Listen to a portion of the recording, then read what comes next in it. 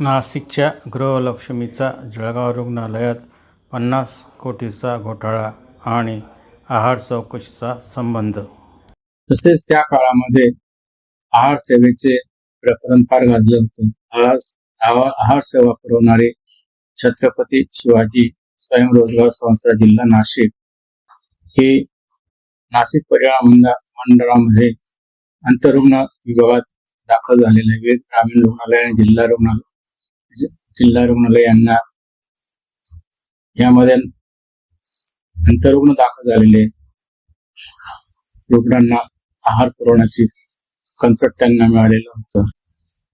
आहार सेवेचे हे कंत्राट त्यांना दिलेल्या कामाचा व्याप्ती आणि नियमांना धरून चाललेलं नव्हतं आणि त्याच्या विरुद्ध ॲडव्होकेट निकम आरपे अध्यक्ष जळगाव जिल्हा यांनी तक्रार दिलेली होती. त्या अनुषंगाने आपण प्रथमतः आहार सेवेची जी काही परिस्थिती होती त्याबाबत चर्चा करूया. संपूर्ण व्हिडिओ आरोग्य जनजागरण मंच या यूट्यूब चॅनलवर जाऊन पाहावा. व्हिडिओला जरूर लाईक करा, चॅनलला सबस्क्राईब करा. धन्यवाद.